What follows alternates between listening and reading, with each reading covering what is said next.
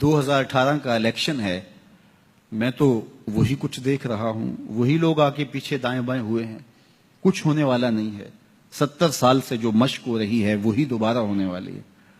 وہ ایک پچھلا وقت تھا تو ایک بدبخت شخص مسلط ہو گیا، تو جب لوگوں نے کہا کہ اس سے جان چھوٹے تو جان چھوٹ گئی، تو پھر اس سے بدترین شخص بیٹھ گیا۔ تو میرے پاس کچھ لوگ آئے کہ آپ کیا کہتے ہیں؟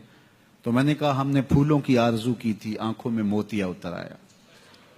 تو یہ موتیا اترتا رہے گا، اس لیے کہ ہم خود اچھے نہیں ہیں۔ جب ہم خود اچھے ہوں گے تو پھر اللہ کی رحمت کی چھتڑیاں تان دی جائیں گی، ہمارے اوپر اس کی رحمتیں سایہ فگن ہوں گی، ورنہ یہ مشق ہمارے اوپر ہوتی رہے گی اور ہم ظلم کا، تعدی کا شکار ہوتے رہیں گے۔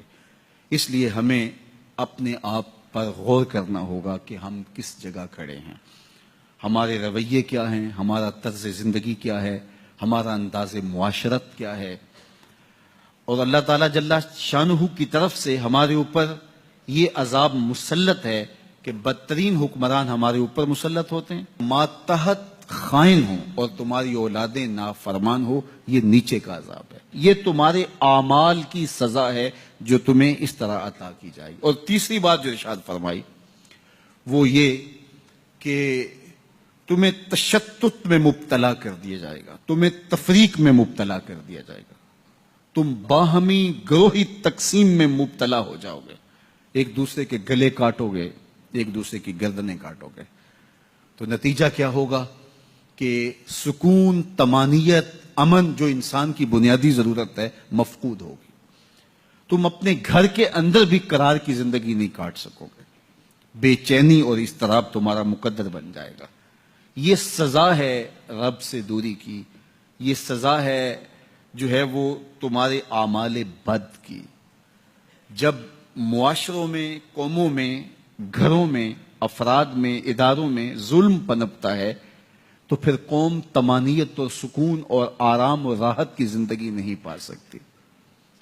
آج میں اور آپ اپنے گھروں کے نظم کو دیکھ لیں، اگر ساس کا بس چلے تو وہ اپنی بہو کے ساتھ ظلم، زیادتی اور تعدی کرنے سے گریز نہیں کرتی، اور اگر بہو غالب آ جائے اور شوہر اس کے ہاتھ میں ہو تو وہ اس کے ہاتھوں سے ماں کا استحصال کرواتی ہے۔